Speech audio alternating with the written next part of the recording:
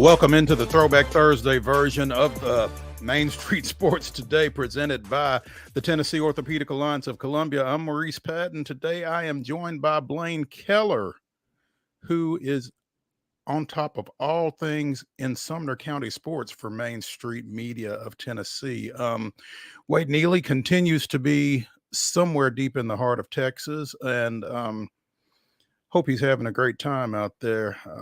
Going to be a pretty sweaty mess out there from what I hear. But Blaine and I will be here for the next couple of hours in the Lee Company studios of our respective homes, discussing sports of local, regional, national, and yes, international importance. So stick with us. It's going to be fun. Blaine, good afternoon. Thanks for coming in with us. Afternoon, Mo. Just hope to do as good of a job as David Wilson did yesterday. Oh, you'll be fine. This isn't your first rodeo, so we're not worried about that. Yeah. My second, I think, but yeah. It is. But yeah, it's kind of like riding a bike, so I got faith in you. We got a good show today.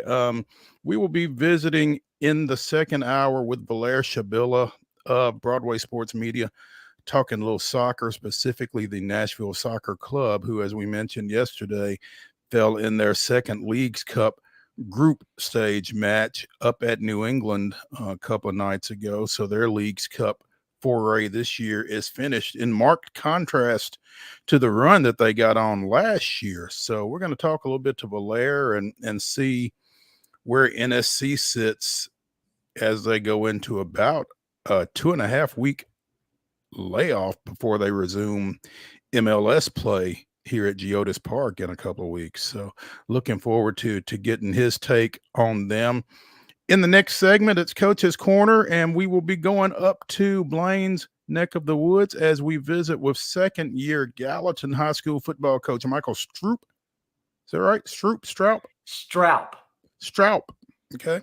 Michael STROUP will be visiting with us to talk a little Green Wave gridiron. So looking forward to getting some insight from him with the season right around the corner here, I guess, a couple weeks. So looking forward to that. We'll also be talking some Braves.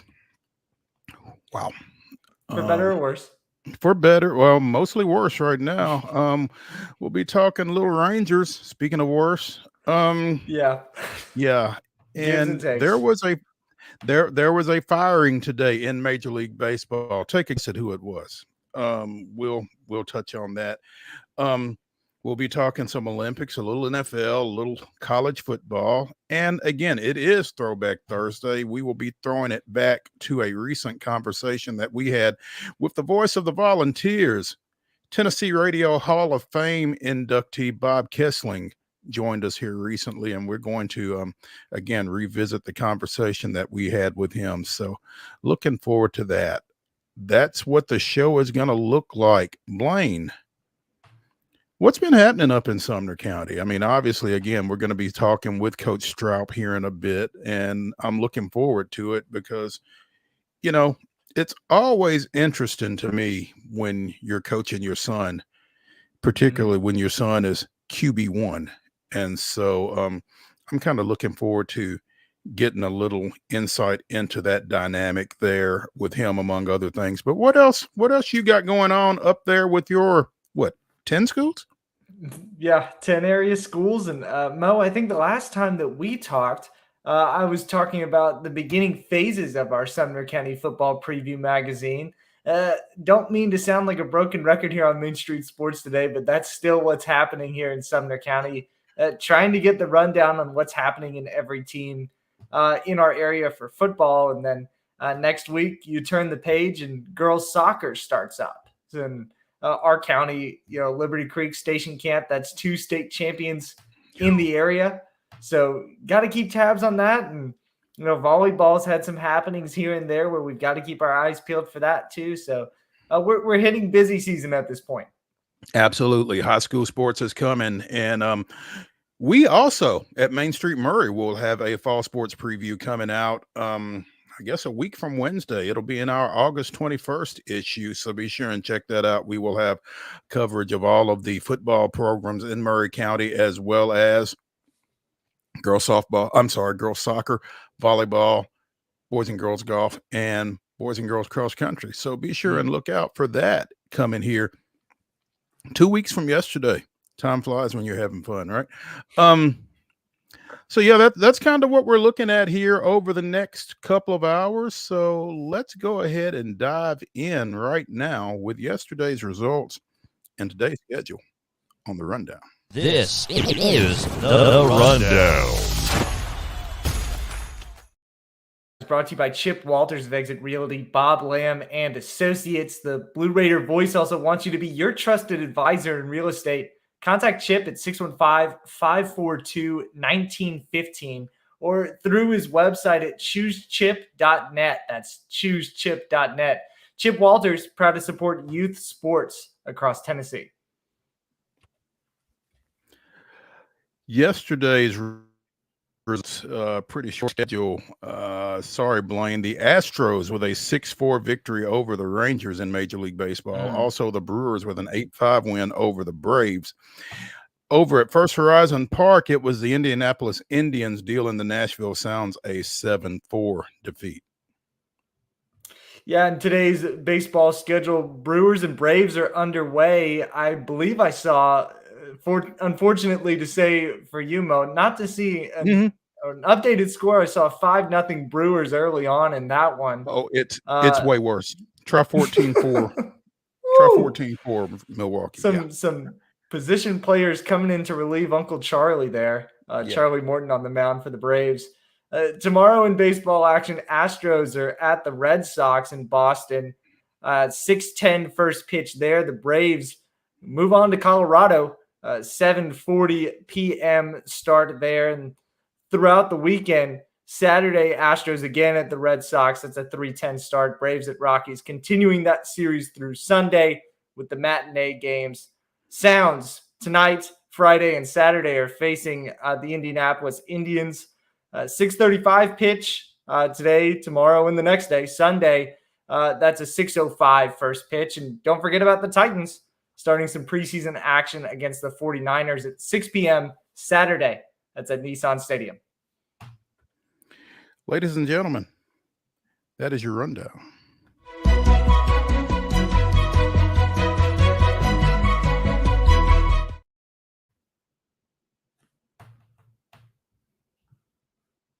Mill in Columbia. Be sure and get through there and check out their delicious daily deli lunch items, which are available until 6 o'clock p.m., as well as their hand-cut meats. And everything is cost plus 10% at the cash register. Piggly Wiggly, Neely's Mill, Columbia, bringing you our top story. And today's top story, if you want to get up early tomorrow, real early, like about 4 o'clock our time, 5 o'clock Eastern time, but that'll be 12 noon in Paris. You can see the youngest member of the U.S. track and field team take the track as 16-year-old Quincy Wilson, a high school track phenom out of the D.C. area, will run the lead leg on the U.S. 4x4 in prelims. So, wow. Yeah. Qualified for the Olympic team with 3 sub-45 400s at the trials, and then set a personal best not long after that with a 44.2 in the 400. He is the world's 11th fastest man in the 400 this year and the 4th fastest American. And at 16. At 16. Some kids don't even have driver's license yet. This guy's in Paris for the Olympics. In Paris for the Olympics with his eye on a medal. Absolutely. Wow. Was held out of the mixed 4x4 relay last weekend. That team won a silver, but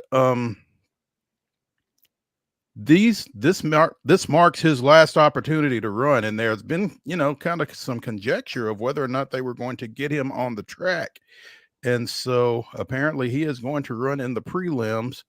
Now, whether that means that he would run in the finals, should they make it or not, I'm not sure how that shapes up, but certainly something to keep an eye on. But again, Quincy Wilson from DC will be running in the 4x4 prelims tomorrow in Paris. And again, I mean, Blaine, we've been to Spring Fling. Can you imagine watching somebody in the state championships and then looking up 3 months later and seeing them running in the Olympics? I get pretty flabbergasted or impressed whenever I see some of these kids, whether at the cross country meet, here in Hendersonville, or the Spring Fling in Murfreesboro. If I see a kid that's committed to a college, like who's going to go play, run at the Division I level, I think that's pretty cool to get to see somebody at that level. But this guy just far and beyond. I could never. I mean, that's like imagining covering some football kids on Friday, and then Tuesday, Wednesday they're getting ready to play in the NFL. So that's that's pretty impressive. It really is. And we've seen some talent at Spring Fling. I know not this past spring, but the spring before, there was a kid from Rockvale who went down to Auburn this year, and I think he finished second in the NCAAs in one of the sprints, maybe the 200s. Monty Hale from the Murfreesboro Post was kind of keeping me up on him. So, every now and then we see some talent come through here, but nothing quite like this, Nothing Olympic level yet. No, not yet. Not yet. Yeah, that is the key word. I mean, because you never know. So, we'll keep our eyes peeled, and we'll be sure and let you know if we see any Olympians at Spring Fling or elsewhere in our travels across Middle Tennessee high schools. Because, we go from preps to pros, and who knows, maybe we can go from preps to Olympians here at some point. We've talked a lot about Blades Brown, the former Brentwood Academy golfer. I don't know if he was in the field for the Wyndham Championship or not, but that event over in Greensboro was delayed by a day as a result of Tropical Storm Debbie. Apparently, Debbie is a lot more disastrous than her name might indicate. They had to push back the start of that PGA event today. Again, it's the last PGA Tour event of the regular season, and it may not take place as a result of weather conditions that are taking place over there. East Coast really getting hammered by Tropical Storm Debbie. Initially, this event at the Sedgefield Country Club in Greensboro, North Carolina, was delayed until 3, and they went ahead and just canceled the first day in its entirety, and they may not get going tomorrow either. So huge ripple effect for this, because again, it is the last scheduled regular season PGA event. The first playoff event is the FedEx St. Jude Invitational next week down in Memphis, and some folks are trying to play their way into that. So interesting note in this from CBS Sports, according to that PGA Tour handbook on that, if they can't play 72, they try to play 54. And if they can play 54, the winner gets an official victory. But if they can only play 36, you receive official money, but not FedEx Cup points. So if my understanding is on that's right, that really does have a lot of implication on the playoffs at that point. And you're credited with an unofficial victory on 36 holes. Yeah.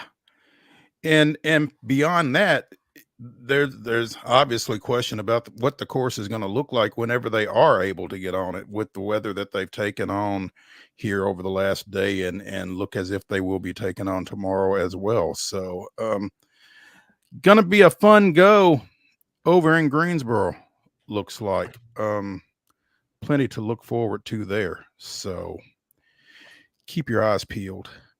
Let's go ahead and take a break from the Lee Company studios here on Main Street Sports Today, presented by the Tennessee Orthopedic Alliance of Columbia. When we return, we'll be talking a little high school football with Gallatin coach Michael STROUP here on Coach's Corner. Stay tuned.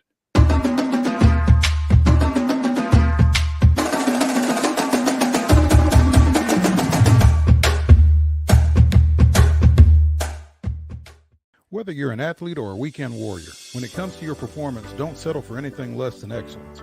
We're proud to announce that Mid-Tennessee Bone and Joint Clinic is now Tennessee Orthopedic Alliance of Columbia, where we are redefining sports medicine and orthopedics. Tennessee Orthopedic Alliance's team of expert sports medicine physicians understands the unique demands of your body. TOA Columbia specializes in personalized orthopedic care, offering state-of-the-art treatments for everything from sports injuries to joint replacements. Learn more at toacolumbia.com. He shoots, and he scores!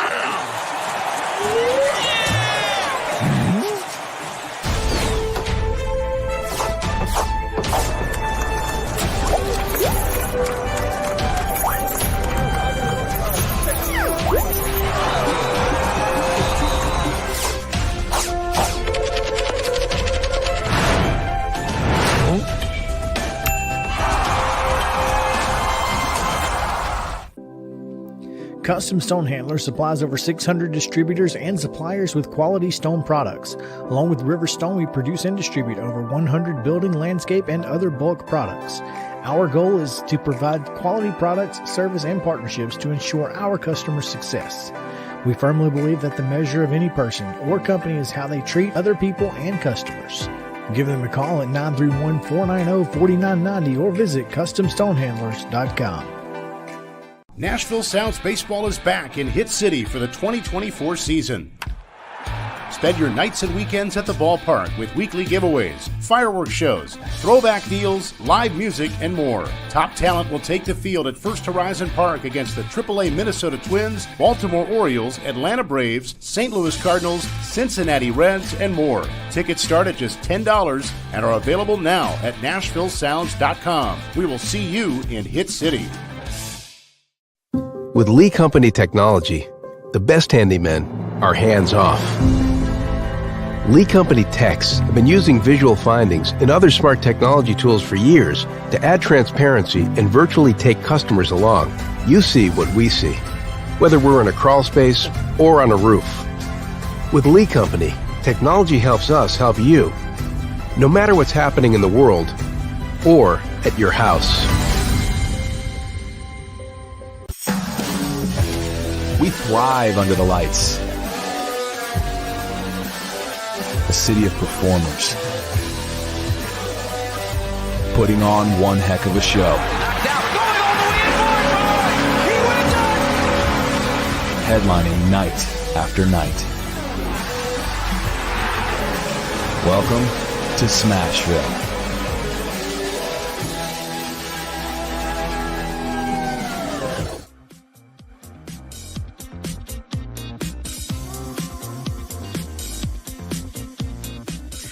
Throwback Thursday continues here on Main Street Sports Today, presented by the Tennessee Orthopedic Alliance of Columbia. Blaine Keller joining me today. Blaine from the Sumner County, Times? News? What?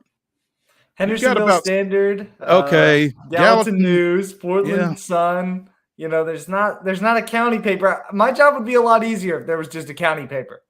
But we got 3 city papers, so unfortunately, not a county kind of guy. I am a county kind of guy, but the job descriptions for the area in particular, 3 areas. Gotcha.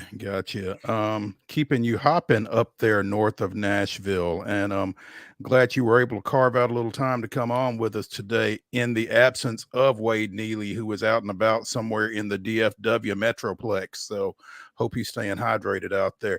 It is now time for Coach's Corner here on Main Street Sports Today, and we are joined by second-year Gallatin football coach Michael STROUP. Coach STROUP, good afternoon.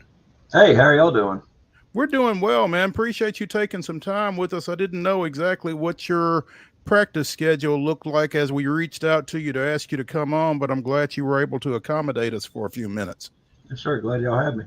Yes, sir. Wanted to say this was almost an unofficial installment of the Green Wave Coaches Show from last year, which Coach STROUP and I put on. Coach, wanted to kick off with this. You sent me your scrimmage schedule from a couple of days ago. You guys are facing Ensworth tonight. Is that right? That's right. Yep. We go to Ensworth. Yep. Any excitement on your part about facing not only a team of that caliber, maybe, but a couple of the coaches that they have in that program now with Matt and Tim Hasselback and Orleans Darkwa, a couple of NFL guys. Does that excite you at all as a coach and maybe a follower of national football? I mean, at the end of the day, it's high school football. I mean, I'm sure they're good guys and all. So, but we're looking to go over there and just, and get challenged, and I was talking the other day with Coach Luna, basketball coach here at Gallatin, and we bounce a lot of ideas off each other. And there's some years you go into scrimmages and you're looking for confidence, and there's other times you're looking for results. And that's kind of what we're wanting to do, and play up a little bit and get ready for the regular season. Coach, when you say you're talking with Coach Luna, Coach Luna and I go back about 40 years, and I've not heard of very many people talking with Coach Luna. Most people get talked to by Coach Luna. That's 100%. That's 100%. Well, if he'll breathe for a little bit, he can get some. Then you can get something in, huh? Yeah. Bobby's a great guy, Coach, and he's a great one to bounce things off of. I'd imagine a BCAT Hall of Famer, and anytime you're dealing with somebody who's got the floor name for him in their home gym, there's something to be said for that. So that's great that you guys have got a great relationship there. In your second year coming over from West Tennessee, Coach, how did you feel like year one went relative to what your expectations were coming into a storied program like Gallatin and everything that they've accomplished, but at the same time, everything that they've been here over the last while?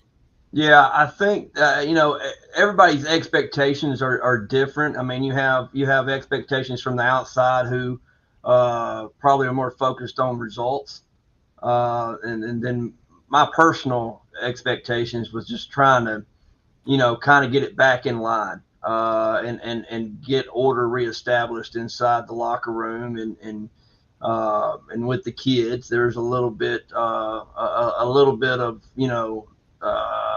I guess unorganization a little bit, because they were so long between Coach Watson and my arrival, so we had to get those pieces put back in place and reestablish some standards, and this is how we're going to do things. And if you don't want to be a part of it, then you don't have to be, but this is how we're going to do things. Coach, I'm curious, coming from University School of Jackson, had some success over there.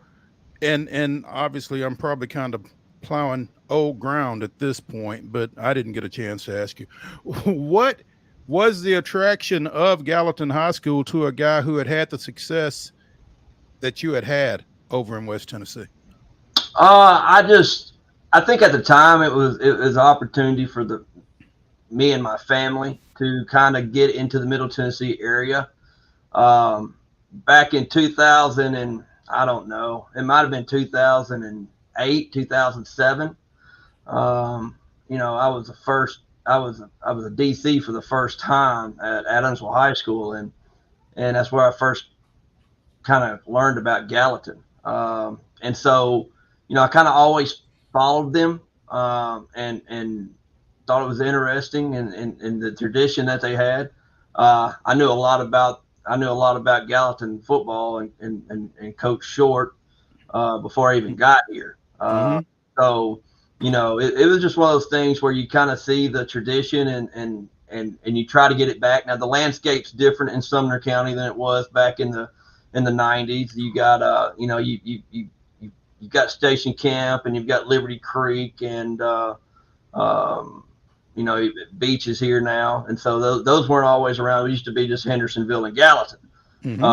But we think we got some good kids here that we can mold into really good people, and hopefully make them good football players in the process. Coach, you led off by saying that sometimes you go into the preseason and scrimmages looking for confidence. Sometimes you go in for results. Was last year more confidence? I think last year was just trying to find my way through the door. I kind of walked in with a here's your schedule type deal.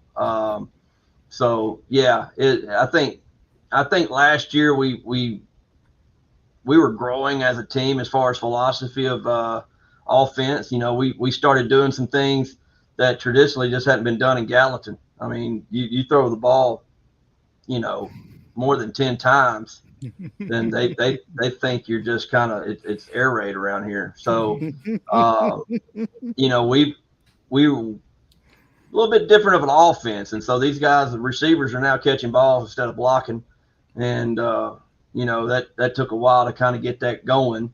And once we did, though, we had some success, and so we just got to build on that. It's interesting that you say that, Coach, because 3 yards in a cloud of dust has been as applicable at Gallatin through the years as anywhere. You know, how was that, and how has that been received both on the field by those receivers who are actually getting to catch balls and in the seats? You know, I think the kids are excited. I think it's a breath of fresh air. You know, I haven't been able to say this saying in a long time, but I can say it now.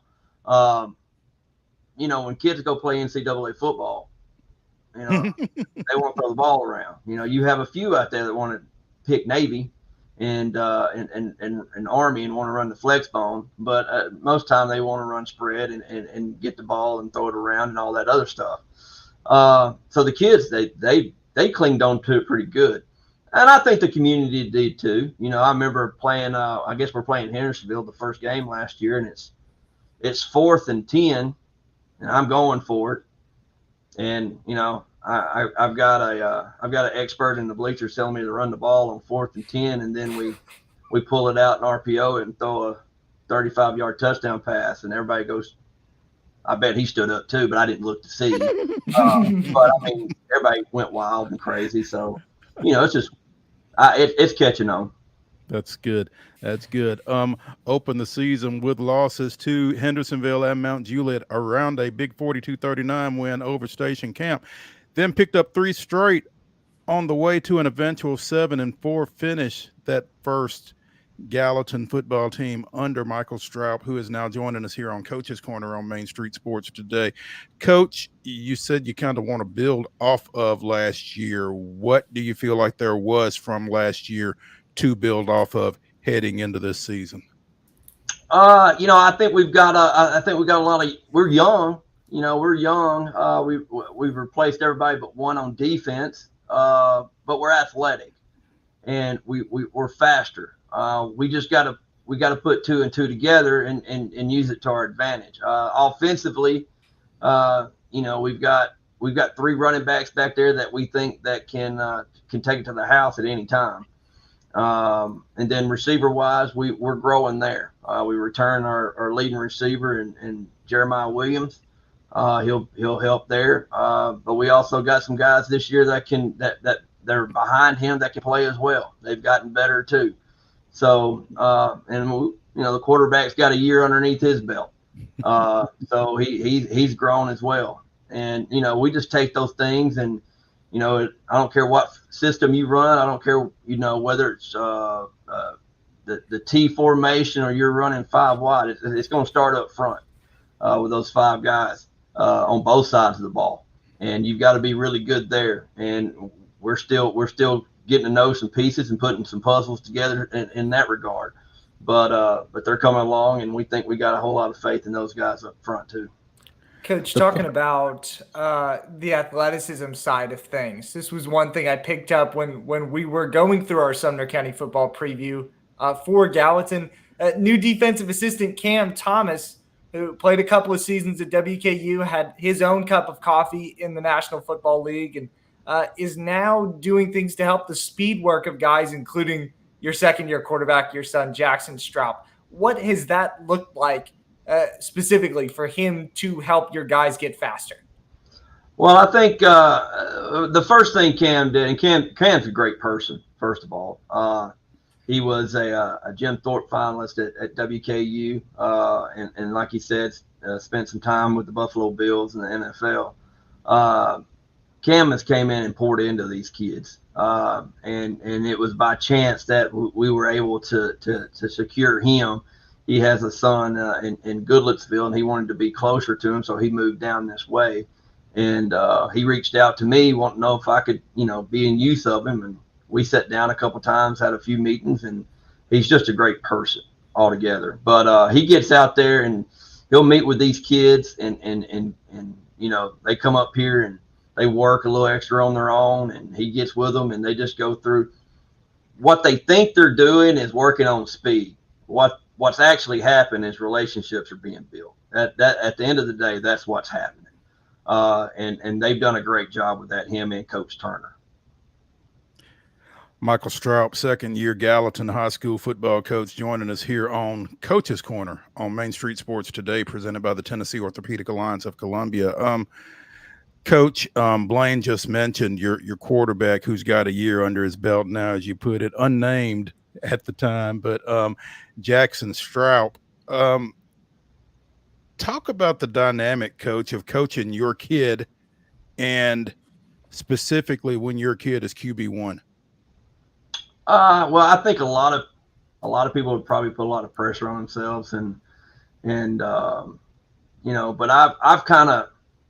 I've taken the approach to enjoy it, and not saying that I don't have my moments with him, but when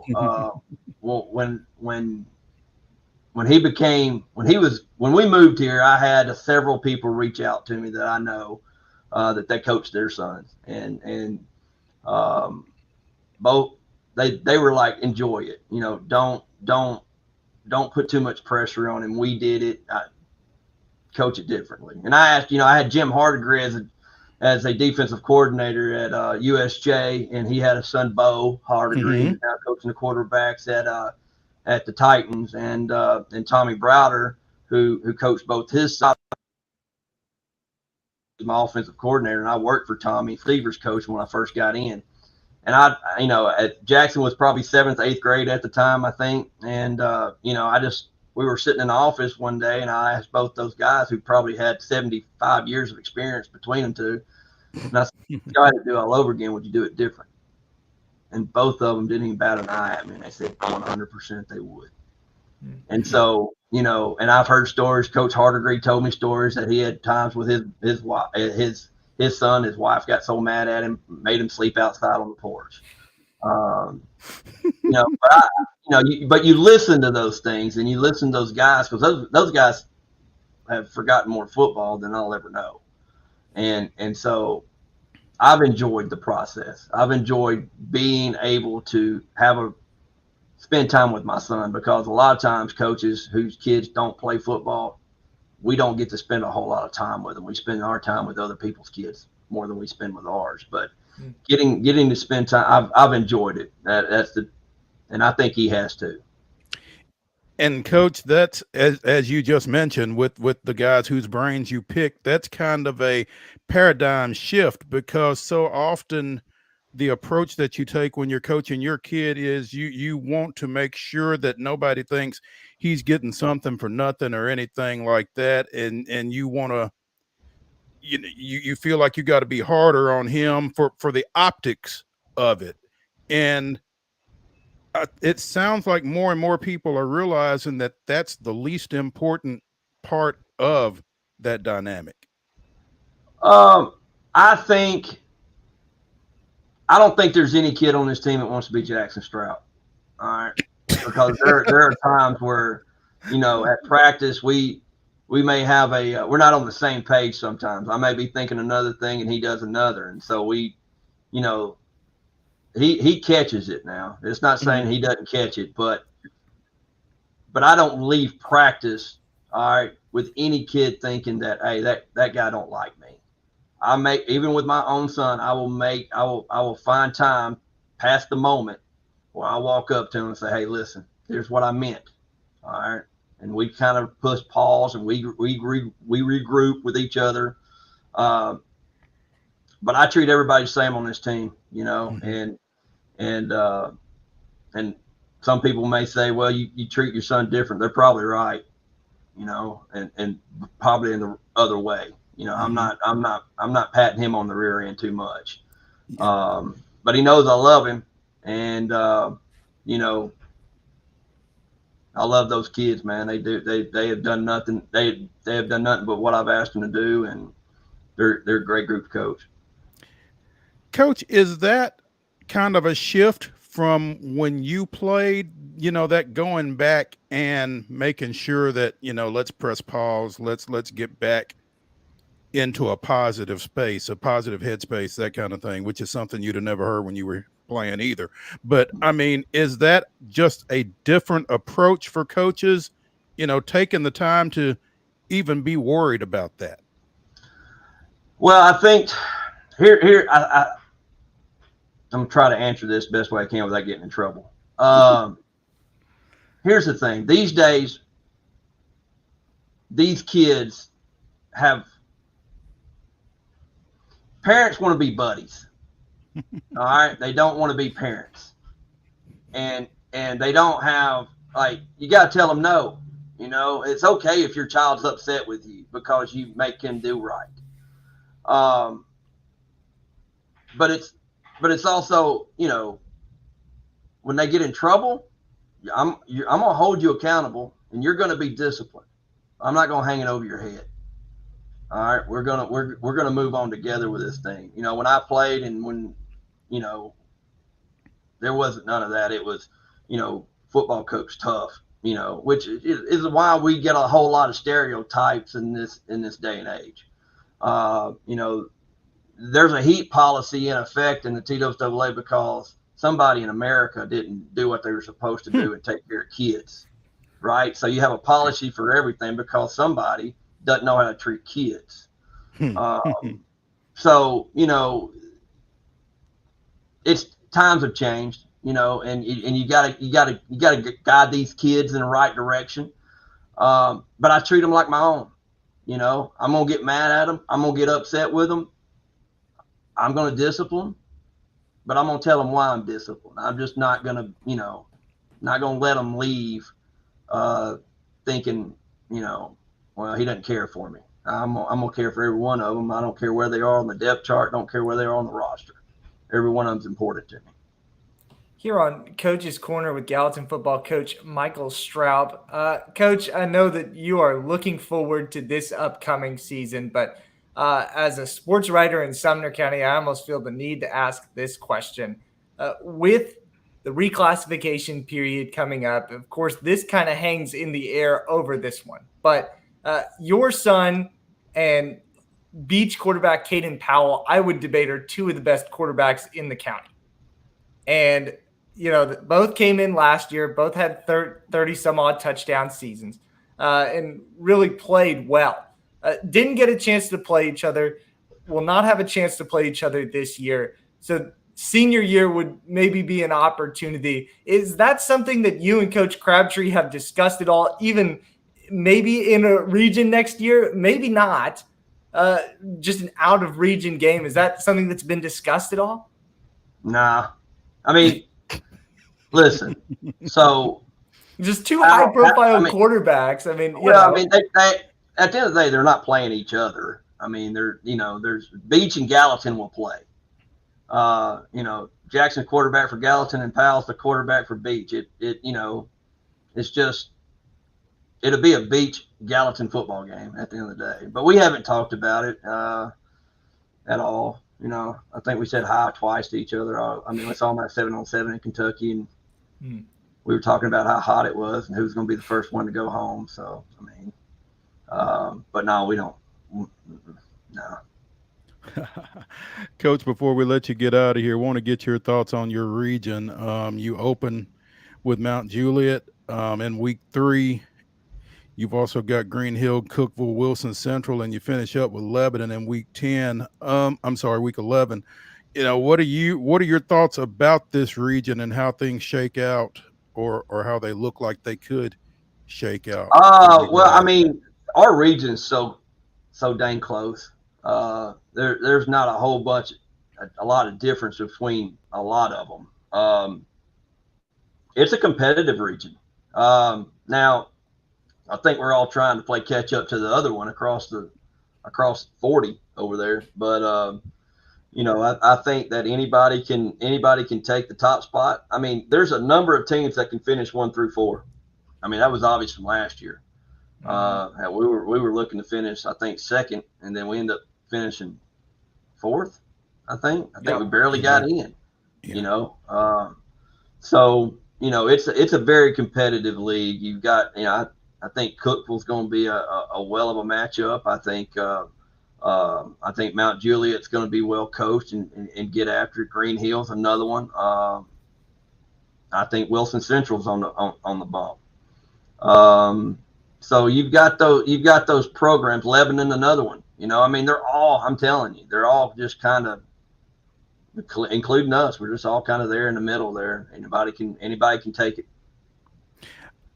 I'm looking at your schedule, Coach, and this September 13th game at your place against Dixon County has been designated as a throwback game. You guys will be wearing Union High uniforms, paying tribute to the pre-integration Black high school in Gallatin, and one of the best student athletes to come out of there is the late Bill Ligon, who passed away earlier this year. And yeah, I would think that that's something that the community and hopefully your kids are going to be really excited about being able to do.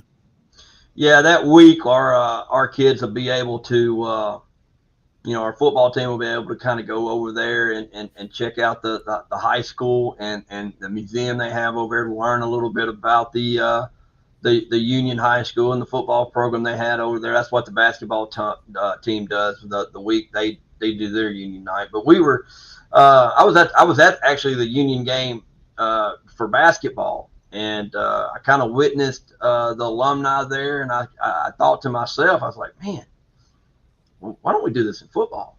And I had a conversation with Coach Luna, and Coach Luna's like, man, that'd be awesome. Need to do it. And so, you know, I got with Johnny Allen, an administrator here at Gallatin, and we got the ball rolling on it. And I mean, how fast that turned around, and people were like, hey, we're gonna give you money for that. That's 100% us. And so, man, that was great. And to be able to do that for Union High School alum, it's probably going to be bigger than I realize. And so, but you know, we're excited to do that and to do it for years to come. Do you guys have the uniforms yet?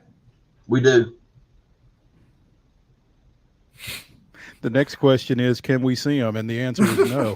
So I'd have to walk across the street to get them. So yeah, I've got a picture on Twitter of them, I think, somewhere. I had seen maybe something really, you know, kind of, I had seen a small glimpse of it, and at the announcement, the uniforms weren't released yet. So I was hoping that box behind you was maybe some version of it, and we could have seen it there.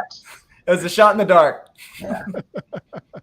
Michael STROUP, football coach at Gallatin High School, joining us here on Main Street Sports today on Coach's Corner. Coach, we really appreciate you taking some time with us, and enjoy the trip to Ensworth this afternoon. I'm sure that's going to be a lot of fun, not to mention once you get there. But good luck with that, and look forward to visiting with you here again at some point.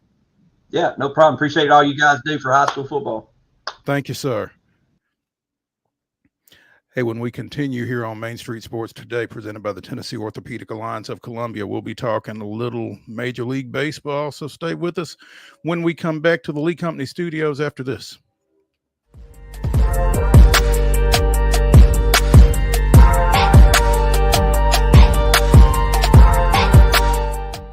Nashville Sounds Baseball is back in Hit City for the 2024 season. Spend your nights and weekends at the ballpark with weekly giveaways, fireworks shows, throwback deals, live music, and more. Top talent will take the field at First Horizon Park against the AAA Minnesota Twins, Baltimore Orioles, Atlanta Braves, St. Louis Cardinals, Cincinnati Reds, and more. Tickets start at just $10 and are available now at NashvilleSounds.com. We will see you in Hit City. Whether you're an athlete or a weekend warrior, when it comes to your performance, don't settle for anything less than excellence. We're proud to announce that Mid-Tennessee Bone and Joint Clinic is now Tennessee Orthopedic Alliance of Columbia, where we are redefining sports medicine and orthopedics. Tennessee Orthopedic Alliance's team of expert sports medicine physicians understands the unique demands of your body. TOA Columbia specializes in personalized orthopedic care, offering state-of-the-art treatments for everything from sports injuries to joint replacements. Learn more at toacolumbia.com. With Lee Company technology, the best handymen are hands-off. Lee Company techs have been using visual findings and other smart technology tools for years to add transparency and virtually take customers along. You see what we see, whether we're in a crawl space or on a roof.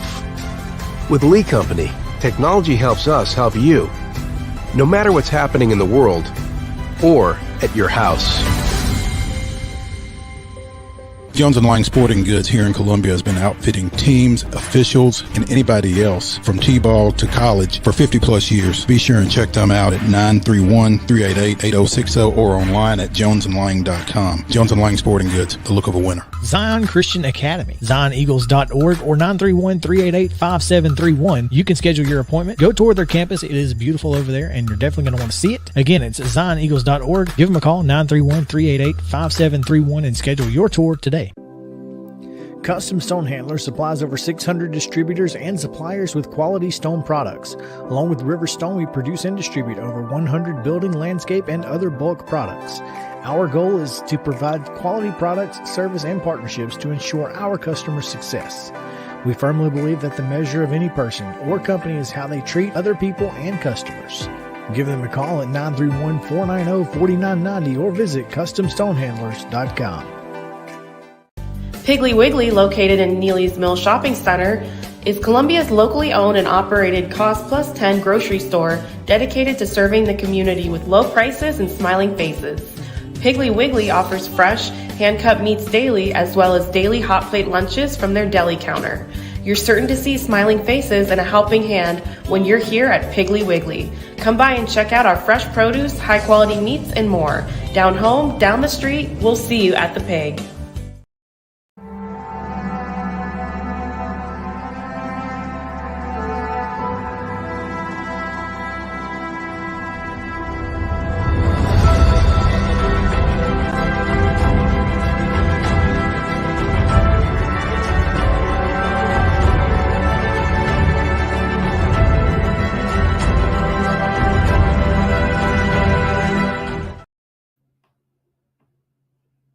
2014, 2-out, 2-run home runs by Justin and B.J. Upton in the first and second innings off Nat starter Steven Strasburg marked the 5th time the brothers had each gone yard in the same contest, setting a major league record.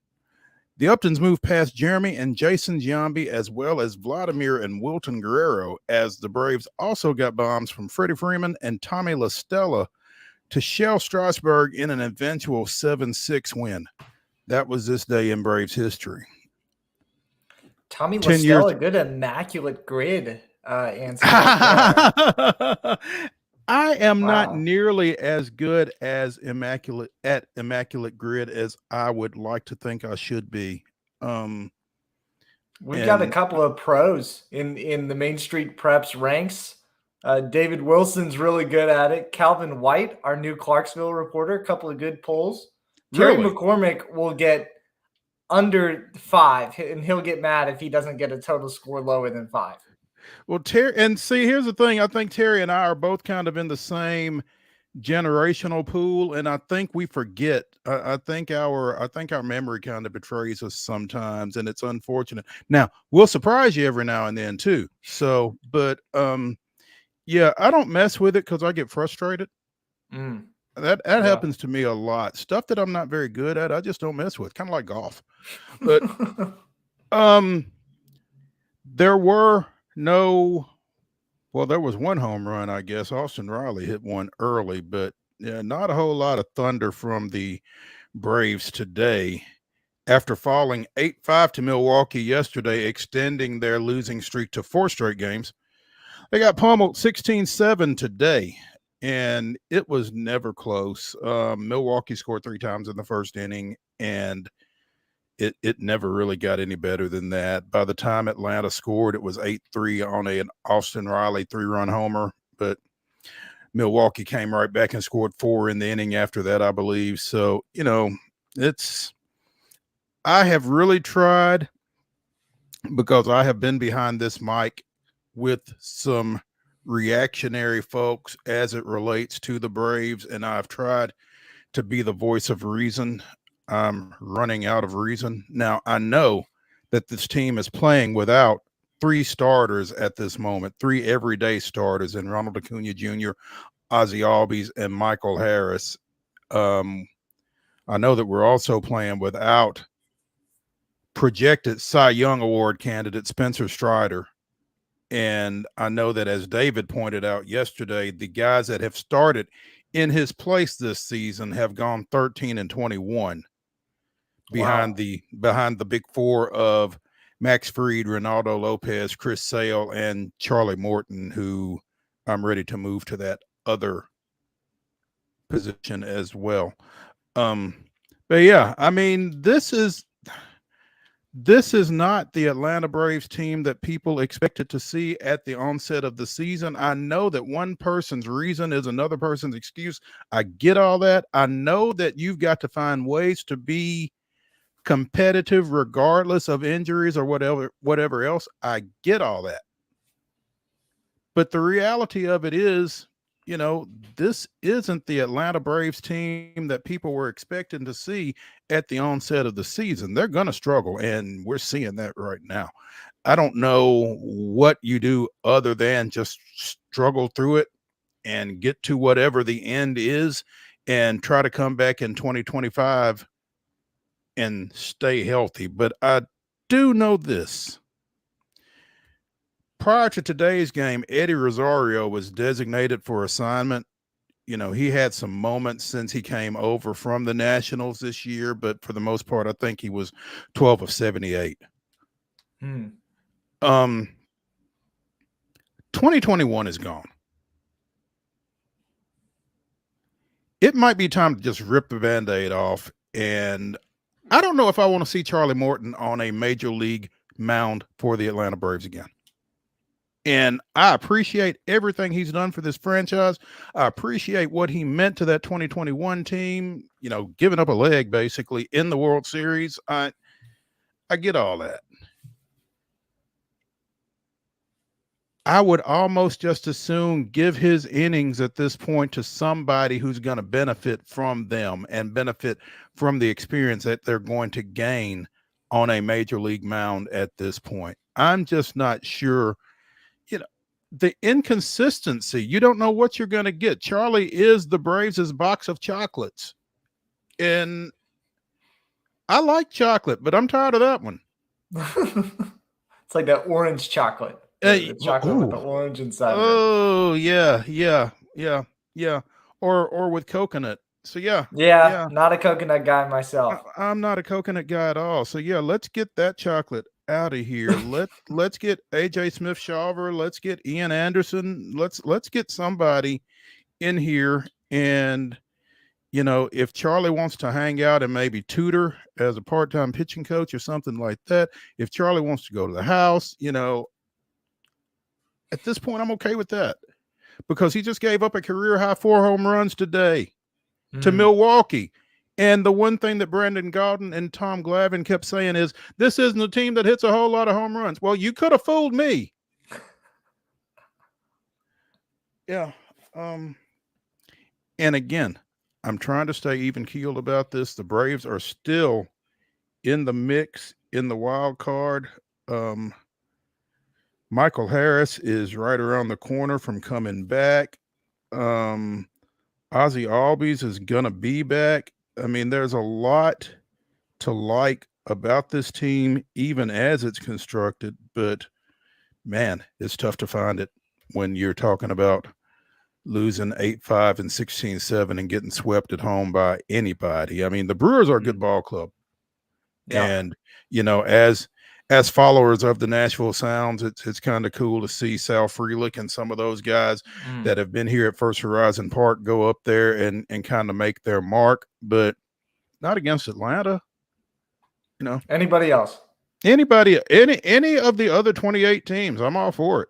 Absolutely. Yeah. But yeah, that was tough. So on we go to Colorado, which you'd like to think would be good for what ails you, but you thought that with Miami coming in here and you split with them. So now the Marlins are now 43-72. The Rockies are 42-73. So, hope springs eternal. Maybe we can get going on this road trip that I think also includes a stop in Anaheim and one other stop. It's 10 games, and the Braves really got some work to do. And it's not all pitching, but that's a lot of it. So some weeks it feels like, from an outsider's perspective, of course, some weeks it's pitching, some weeks it's hitting, some weeks it's both. Some weeks it's both. Absolutely. Yeah. 10-game road trip, 3 at Colorado, 4 at San Francisco, 3 at the Angels. And, as much as I love Ron Washington, we need to go and sweep the Angels next weekend. So we'll see how that goes. We talk a lot about the Houston Astros, Blaine, because that is Wade's team. And unfortunately, they have kind of exploited the Texas Rangers, who are your team. And I want to ask you, as a Rangers fan, because this was kind of the conclusion that Wade and I came to. When they traded Michael Lorenzen right at the trade deadline, was that kind of the white flag for the Rangers, the defending World Series champions?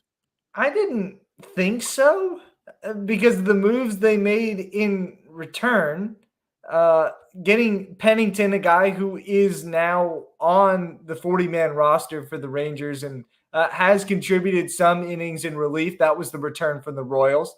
Andrew Chafin was a highly sought after arm, at least I thought, given his pedigree. And they upgraded the backup catcher position with Carson Kelly. Now, that's not a great upgrade, but it's better than Andrew Kisner. I opened up this week with the Silver Boot Series, tied, I believe, 6-6 or 5-5 at the time. And Josh Smith hit a 2-run walk-off homer on Monday to give the Rangers a win in extra innings. And I thought, this is the moment. This is the turning point.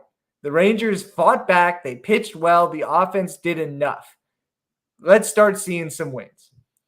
The next day, they were nearly no-hit by the Lizard Man, Framber Valdez. It took the final out of the game to avoid a no-hitter. And I know 6-4 in the rubber match doesn't feel all that bad on paper, but they fell behind 5-0 to Yusei Kikuchi. Yusei Kikuchi! I mean, I know he's throwing his changeup more, and he might be a guy that the Astros turn into something. But if the Rangers had a chance to make a push for the playoffs, they needed to win that series. And now that they haven't, you have 2 teams to jump in Seattle and Houston, and one of them owns a tiebreaker over you. Seattle, that's to be determined, but that might be too little too late at that point with 10 or so games to go in the season. So that's my thought. I mean, yeah, it's going to be interesting to keep an eye on the AL West, but it looks as if maybe Texas is not going to be in position to defend their World Series. Might not even make it to the dance. Yeah. And that's frustrating, but at least there's a title. I guess I can rest my head on that every night. There is a title that will forever live to be random if the Rangers can't make it back to the postseason. You are the 2023 World Series champions, so they can't take that away from you. What they can take away from Pedro Grifol is his job, and they did so this morning in Chicago. The White Sox manager, who was 1-1 in his last 2 games following last night's 3-2 loss at Oakland, but had been 0-21 in the previous. Grifol got fired finally. And I would imagine he said thanks. Yeah. Later in the day, Grady Sizemore was named interim manager. And I almost didn't know that this guy wasn't playing anymore, but he's 42 years old. I didn't realize that either. Played parts of 10 seasons with the Guardians, Phillies, Rays, and Red Sox, made 3 All-Star appearances, won 2 Gold Gloves, and is now the interim manager of the Chicago White Sox after Grifol was fired, finishing with an 89 and 190 record in parts of 2 seasons. Interesting to note here, Mo. The White Sox didn't only fire their manager Grifol. Bench coach Charlie Montoyo, third base coach Eddie Rodriguez, assistant hitting coach Mike Tozar. They cleaned house. Hey, fired 3 guys, and a new broom sweeps clean, right? I mean, it can't all fall on the manager. Yeah, he joined the White Sox. Sizemore did this offseason with the title of just Major League Coach was his title going into this season. And coach, yeah, wow, yeah. So, man, Charlie Montoyo, I didn't know he was coaching for the White Sox. That's another great guy. Apparently, some other folks didn't either. Maybe the White Sox didn't know he was coaching for the White Sox either. I'm not sure. They are 28 and 89 right now. When you see historically bad being used with your team's name, it's not a good thing. And that's been a regularly used phrase here over the past 3 weeks or so in reference to the White Sox. I don't think it's a question of when, but if they break the record of 120 losses that the 1962 New York Mets set. So, man, that's rough. Hour number 1 of Throwback Thursday here on Main Street Sports Today, presented by the Tennessee Orthopedic Alliance of Columbia, comes to a close. Hour number 2 will start when we come back to the Lee Company studios here. And again, it is Throwback Thursday. We are going to throw it back in the next segment to our visit with the voice of the Volunteers, Bob Kesling. So stay tuned when we come back.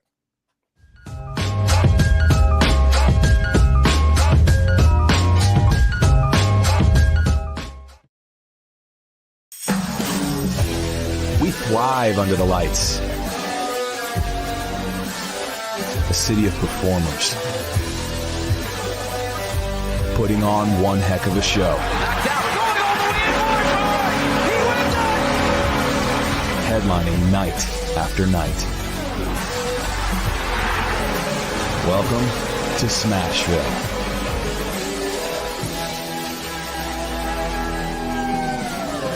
Whether you're an athlete or a weekend warrior, when it comes to your performance, don't settle for anything less than excellence. We're proud to announce that Mid-Tennessee Bone and Joint Clinic is now Tennessee Orthopedic Alliance of Columbia, where we are redefining sports medicine and orthopedics. Tennessee Orthopedic Alliance's team of expert sports medicine physicians understands the unique demands of your body. TOA Columbia specializes in personalized orthopedic care, offering state-of-the-art treatments for everything from sports injuries to joint replacements. Learn more at toacolumbia.com. With Lee Company technology, the best handymen are hands-off. Lee Company techs have been using visual findings and other smart technology tools for years to add transparency and virtually take customers along. You see what we see, whether we're in a crawl space or on a roof. With Lee Company, technology helps us help you, no matter what's happening in the world or at your house.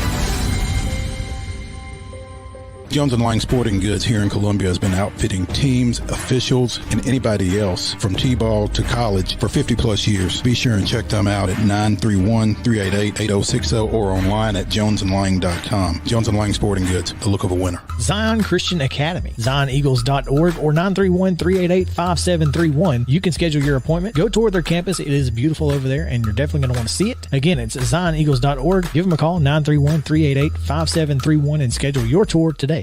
Piggly Wiggly, located in Neely's Mill Shopping Center, is Columbia's locally owned and operated Cost Plus 10 grocery store dedicated to serving the community with low prices and smiling faces. Piggly Wiggly offers fresh, hand-cut meats daily as well as daily hot plate lunches from their deli counter. You're certain to see smiling faces and a helping hand when you're here at Piggly Wiggly. Come by and check out our fresh produce, high-quality meats, and more. Down home, down the street, we'll see you at the Pig.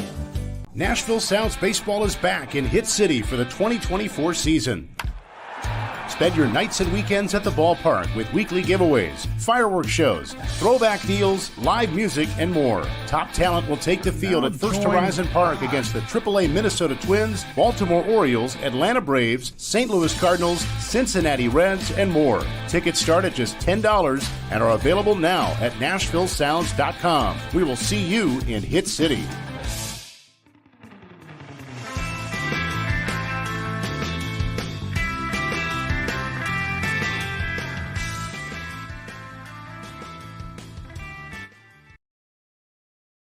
Now joined by one of the latest members of the Tennessee Radio Hall of Fame, the voice of the Vols for more than 3 decades, Bob KESLING, joining us here on Main Street Sports today. Bob, good afternoon. Maurice, always good to talk to you. Good to see you again.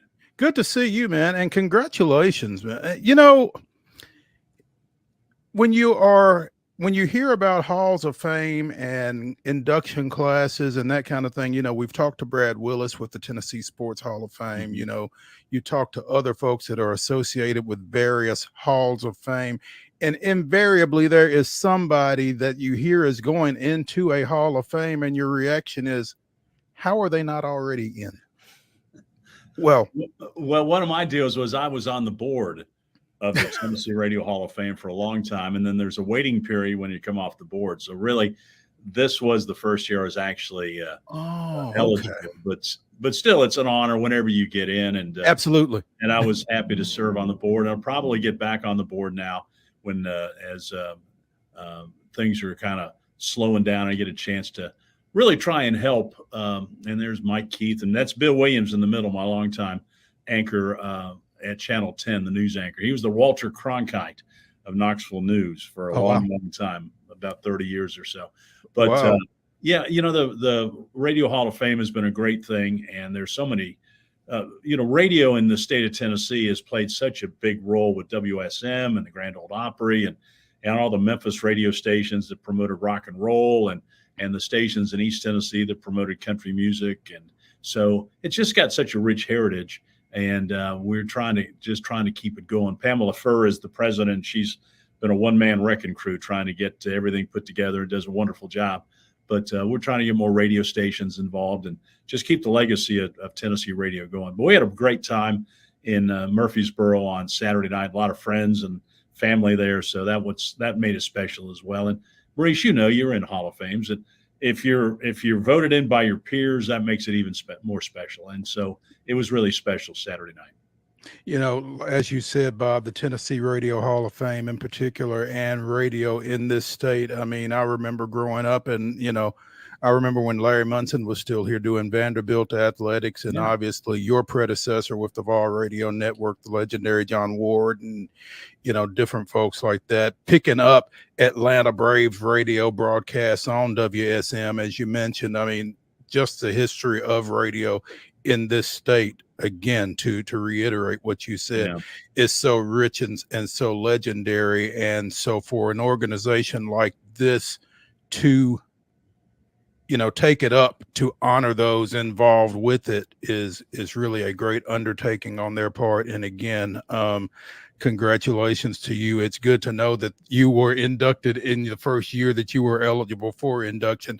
Makes me feel a little bit better about that. Yeah. How is he not already in? So, well, that's kind of you to say. You know, I was one of those kids when I was growing up. When I grew up in Ohio, and I'd go to bed at night and I listened to the Reds game. And as soon as the Reds game was over, I had my transistor radio under the pillow and I had to go see how the Cardinals did because the Reds had to get the Cardinals. Then you switch it over to hear Bob Prince doing the Pirates on KDKA. And so I'd fall asleep every night with the transistor radio on underneath my pillow. Same thing in basketball. You know, where I grew up, you could get Indiana games, you could get Ohio State games, Dayton games, Xavier, Cincinnati, Kentucky with Kaywood Ledford. And I'd be all over the radio dial every night listening to the radio and listening to those games. And, you know, there's a magic to it.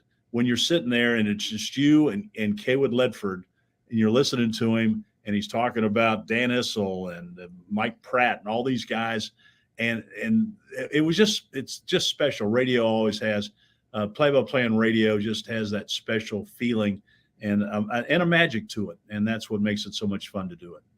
As you were doing that as a youngster, Bob, scrolling the dial, twisted it and just kind of tweaking it to get the static to clear up a little bit and that kind of thing, folks, that nobody knows anything about here in 2024. Right. But as you were doing that, did you envision being on the other side of that? No. And being on the other side of it for as long as you have been? No. I had no clue. I knew, I came to Tennessee. I lucked in to get into Tennessee. I was recruited by a bunch of small schools in Ohio to play football. And I had a buddy that his dad knew Ray Mears when Coach Mears coached at Wittenberg, which is outside Dayton and Springfield. And he was coming down with one of my best friends, and they were going to talk to Coach Mears about him being a manager or walking on the basketball team.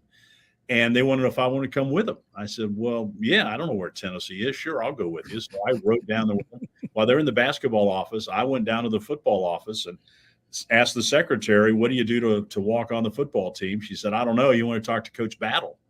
I said, yeah. Within 2 minutes, I'm in the head coach at Tennessee, Bill Battle's office. And then he takes me down to the freshman running back room, and I meet Kurt Watson and Don McClare. They hand me a workout sheet. And I call my dad, who was a big Ohio State guy. He was a drum major at Ohio State with a marching band and all that. So he's a big-time Buckeye. And he goes, well, if you're going to walk on at a big school, you need to go to Ohio State. And I said, well, Dad, it's cheaper for me to go to Tennessee out of state than it is Ohio State in state. And he said, go Vols. And so that's how I wound up at Tennessee. But, but I didn't come here thinking I was going to be a broadcaster. I didn't know anybody in the state of Tennessee, and the coaches barely knew who I was. But I got a job. I knew I wasn't going to be a star in football. I played on the freshman team and really had a lot of fun and got to we played Notre Dame and Alabama and all that. And so I had a great time, and I got to play quite a bit. But I knew I wasn't going to be a star in the SEC, and I needed to go do something else. And so I got a job with the Knoxville Sox baseball team. And I was the number 2 man on a 2-man staff. I was the assistant general manager of a 2-man staff. And I put the flag up and cook hot dogs and sell tickets and write press releases and take guys to the doctor and take the uniforms to get them cleaned and pull the tarp and rake the field. I did everything and just loved it. What a great summer job. And so that worked into a part-time job at WIBK. But when I graduated, I was going to be a baseball guy. I was getting ready to go to Nashville to the baseball meetings. I was going to get a minor league baseball job someplace. And eventually my goal was to be the general manager of the Chicago White Sox. That's what I wanted to do. And as I was walking out the door at WIBK, getting ready to go to Nashville, and I had to get a job somewhere. I just graduated. And Bobby Denton said, why don't you stay here? Paul Lyle's going over to Nashville to be the sports director at KDKA. Why don't you stay here and be our sports director? I said, okay. And that's how I got into radio. I had no plans to get into radio. And I thought, well, I'll do this for a while and see what else I want to do. And I always had my eye kind of on maybe getting into baseball, but then got a job at Channel 10 in town and then got to work for Jefferson Pilot. And then that led to doing all kinds of other stuff. And then when John Ward retired, Doug Dickey, I was gracious and honored and humbled when he picked me to be the guy that took over for John Ward. But none of this, Maurice, was ever planned. It just kind of worked out, and it's worked out really well for me. I'm blessed. Yeah, and Bob, even, the industry's kind of changed a little bit, but what is it still in your mind? Every play-by-play broadcaster seems like they've got some sort of connection or got their start in minor league baseball. All their roots somehow, some way trace back to minor league baseball. And even though, like I said, the industry is changing a little bit, even still today, it feels like so many great up-and-coming broadcasters have that connection. What is that in your mind? Bob, before you answer that, let me just interject real quick, because I think there's a parallel between that and print journalism, because I am thoroughly convinced that if you can cover high school athletics in print journalism, you can do anything. And I think that a very, very much a parallel between that and minor league baseball, because you're usually the only guy in the booth. And if you can survive minor league baseball, whether it's radio or whatever else it is you're doing, you can do anything. And I think that's true. And there's another part to that too. You said high school football. A lot of guys get their start during high school football, that's where I started. WIVK picked up the Farragut High School games, and suddenly I'm the voice of the Farragut Admirals. And you would go to some fields, and they wouldn't even have them lined off. I mean, they had no numbers on the field. That you had to that mud hole's the 40, and then that bare spot midfield, and that's how you would do it. And they had no stats, and you couldn't trust the lineups. But if you could do high school football well, under those circumstances, you could do anything. And the same thing with minor league baseball. If you could be there every single night, cranking it. And I did minor league baseball. I did the sounds for a couple of years with Bob Jameson and George Plaster. We kind of flip-flopped back and forth between radio and TV, and I did the Knoxville Blue Jays for a couple of years and loved it. But I think Lindsey Nelson once told me that if you can do baseball well, then you can do pretty much any sport, and baseball gives you a chance to work on your craft because you have time to weave in stories. You have time to go down and talk to players. They're sitting around the batting cage, and you go down there every day and you pick up all kinds of stories that you can weave into your broadcast. So if you work at it, baseball is the best way to hone your craft. Football and basketball is so fast, and there's so much information that you've got to get out there. But baseball, it's just you and a guy driving around in a pickup truck, and you're having a conversation back and forth. And it's just it's just a really great way to really work on your craft and become a good broadcaster. And Lindsey Nelson told me it was the best of all the sports Lindsey Nelson did. He said baseball was the best for him. Bob, I want to ask you too. You mentioned the speed of broadcasting, and obviously basketball on radio especially is 100 miles an hour. Football to me feels like the perfect cadence, but I'm not calling Josh Heupel football. Walk us through that process, because I mean, it's warp speed. Yeah, give the listeners and viewers a kind of paint that picture, if you would, for us. I told Pat Ryan the other night, I said, we're cutting your payback, but we're going to pay you by the word, and you're not going to get many words in edgewise. It just goes. You have to really concentrate. That's the thing about it. You've got to see who they're substituting, if they're substituting, how fast and how they're lining up. You got to worry about down and distance. You got to worry about time. You got to worry about all the fundamental things that you need to do, but you got to do them 3 times as fast. And that's what makes it challenging. But it's fast. It's exciting. The games go by quick, and they're explosive. I mean, you don't have to worry about the game being 9-7. I mean, it's going to be more like 69 to 47, one of those type games. But his offense is exciting, but it is challenging to make sure that you get in a rhythm and get in a pace. And it's much more difficult to do those games than it was doing games back in the 80s when they're handing the ball off to Herschel Walker 30 times. Bob Kesling, the voice of the Vols, joining us here on Main Street Sports today, presented by the Tennessee Orthopedic Alliance of Columbia. That's 2024 Tennessee Radio Hall of Fame inductee Bob Kesling here. Bob, hey, there you go. You got me. We got you. Yeah, man. We appreciate you coming back. Thanks. You could have bailed on us. We're having a big storm here, and my computer just went down, so we've hooked it up on the phone. So, it's today's media day for Tennessee, and Josh Heupel and the coaches just had their press conferences, and they're supposed to be having picture day at the stadium right now, but it is coming down in buckets.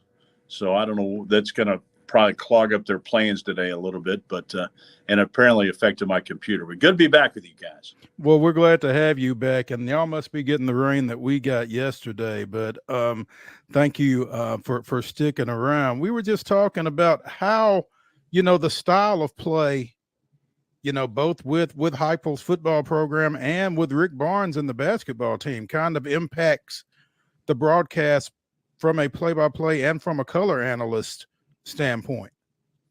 Yeah, I mean, everything has changed. I mean, back in the 60s and 70s, there was no shot clock, and teams are more deliberate, and the pace was slower. Now the shot clock picked up the pace, and now all teams want to play really fast and shoot 3-pointers and move down the floor, and so the pace of the game is different. Football, same thing. Every team now is going with the run and gun, and they want to go fast and wear the defenses out. So you have to adjust to the times, and you try and do that. And so, Maurice, the thing is, you adapt to it because the games are fun. I mean, when you get a chance to sit down and do a game, I mean, Mo, I know you'd much rather cover a game than you would a practice. And that's kind of the same thing with broadcasters. I mean, you'd much rather do a game than you would sit there and watch practice, because half the time you don't know what they're trying to do.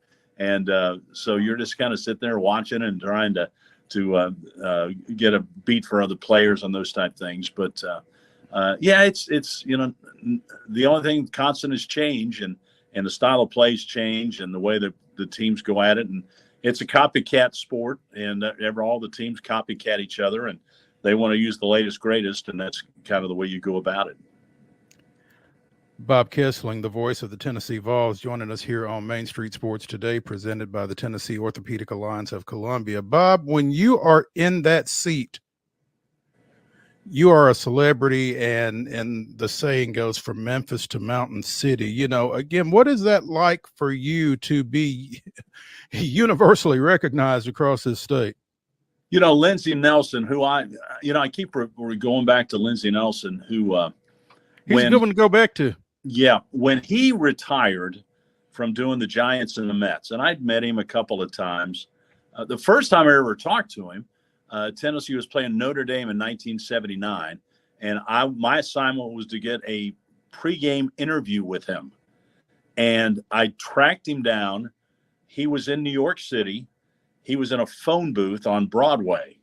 And that's where we did my pregame interview with Lindsey Nelson on Wednesday before the Tennessee Notre Dame game. But, Lindsey was in, I think, 16 or 17 Hall of Fames. He was one of the greatest broadcasters that was out there, covered every single sport. And he ended up, of course, he did the Mets. Everybody remembers him doing the Miracle Mets. But he actually retired doing the San Francisco Giants because he wanted to live in San Francisco for a couple of years. So he did the Giants, and then he retired, and he moved back to Knoxville. And he lived up on Cherokee Bluff, overlooking the campus. And he said every morning he'd get on the out in the balcony of his condominium overlooking the campus, and he'd get his newspaper and a glass of orange juice. He would salute the general and sit down and start his day. But I got to befriend him because he would come to Channel 10 where I was working. And he did these things called Lindsey at Large, which were like Andy Rooney segments, if you remember him from 60 Minutes, when he did these 3 minutes or 4 minute deals. And Lindsey did these things for Channel 10 called Lindsey at Large. And it wasn't about sports. It was about, why is Gay Street named Gay Street? Where's General Neyland buried? What about the organ at the Tennessee Theater? All stuff that was so interesting. He did it in one take. And he did it 3 minutes, and you could set your clock to it. I mean, it was amazing. Every one of them was 3 minutes, and he just did it. And then he finished and said, "Have a good day," and then he'd go away. But can you imagine being 29, maybe something like that, just a young broadcaster, and you walk into your office at Channel 10 in the afternoon, and Lindsey Nelson is sitting there reading the newspaper? If you don't learn something from that, and he taught me a couple of things that I've always remembered. One was, don't worry about the money. When you get good enough, they'll throw it at you. And he said, also told me, you're not worth a flip until you've been fired at least once. And I said, well, Lindsey, that's easier for you to say. You've never been fired. He said, no, I was fired 3 times. He said, I got fired at Liberty Broadcasting, got fired at WCBS in New York, I got fired one other place. He said, but getting fired is not a bad thing because it makes you figure out why you got fired. Don't be mad at the guy who fired you. Be mad at yourself and figure out why you got fired. There was a reason they fired you. You need to figure that out. And he also told me in one of our many talks, he said, you're going to, in your business, in this business or any business, you're going to get one break. You're going to get one break. And are you ready for the break? Have you worked hard enough? Have you prepared yourself? Can you, when you get that break, can you knock the door down? And that was always in the back of my mind all the time. And just, it motivated you to try and work hard every day to try and get better. And so Lindsey Nelson was just, one of his trademarks, and people, of course, he's from Columbia, Tennessee. People know that. from that part of the middle state there. But his trademark was one of those god-awful looking sport coats. I mean, he had closets full of these ugly sport coats. And so I went up to his condominium up there on Cherokee Bluff, and he walked me through and showed me a bunch of his sport coats. And he showed me this one that was green and paisley and just god-awful. And I said, where'd you get this one, Lindsay? He said, well, I was going through the garment district in New York and walked by this drapery store, and I saw that piece of material in the window, and I asked the proprietor, could you make that into a sport coat? And the proprietor said, yes, but why? And he said he would wear it to a Mets game in the afternoon, and then he'd wear it to the Met Opera at night, put on a bow tie and go to the Mets. It was a very versatile sport coat. But I just had great mentors with John Ward and Lindsey Nelson and Bill Williams at Channel 10. I was really fortunate to get some guys that took time out to nurture you. John Ward was a guy, he would let you make a mistake, but you don't make the same mistake twice. And he would always tell us, I don't need you excited about the Tennessee-Alabama game. I need you prepared. And I always remember that as well. You need to be prepared and don't let your emotions get out of hand. Remember, you're a reporter and you got to report on the game. And so that's kind of the way I've tried to approach things. Bob Kesling, 2024 Tennessee Radio Hall of Fame inductee, the voice of the Tennessee Vols, joining us here on Main Street Sports Today, presented by the Tennessee Orthopedic Alliance of Columbia. Bob, we appreciate you taking some time with us this afternoon. Congratulations again. Well-deserved, long overdue, but we understand why. Hey, Look forward to hearing you on some Saturday afternoons here real soon. Hey, it won't be long. Guys, thanks for having me on. I really appreciate it. And it was quite an honor on Saturday night, and I'm just humbled and blessed by all of this. Thank you. Thank you.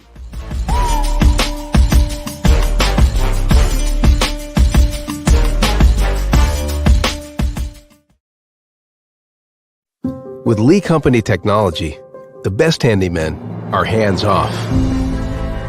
Lee Company techs have been using visual findings and other smart technology tools for years to add transparency and virtually take customers along. You see what we see, whether we're in a crawl space or on a roof. With Lee Company, technology helps us help you, no matter what's happening in the world or at your house. Piggly Wiggly, located in Neely's Mill Shopping Center, is Columbia's locally owned and operated Cost Plus 10 grocery store dedicated to serving the community with low prices and smiling faces. Piggly Wiggly offers fresh, hand-cut meats daily, as well as daily hot plate lunches from their deli counter. You're certain to see smiling faces and a helping hand when you're here at Piggly Wiggly. Come by and check out our fresh produce, high-quality meats, and more. Down home, down the street, we'll see you at the Pig. Whether you're an athlete or a weekend warrior, when it comes to your performance, don't settle for anything less than excellence. We're proud to announce that Mid-Tennessee Bone and Joint Clinic is now Tennessee Orthopedic Alliance of Columbia, where we are redefining sports medicine and orthopedics. Tennessee Orthopedic Alliance's team of expert sports medicine physicians understands the unique demands of your body. TOA Columbia specializes in personalized orthopedic care, offering state-of-the-art treatments for everything from sports injuries to joint replacements. Learn more at toacolumbia.com. Custom Stone Handlers supplies over 600 distributors and suppliers with quality stone products. Along with River Stone, we produce and distribute over 100 building, landscape, and other bulk products. Our goal is to provide quality products, service, and partnerships to ensure our customers' success. We firmly believe that the measure of any person or company is how they treat other people and customers. Give them a call at 931-490-4990 or visit CustomStonehandlers.com.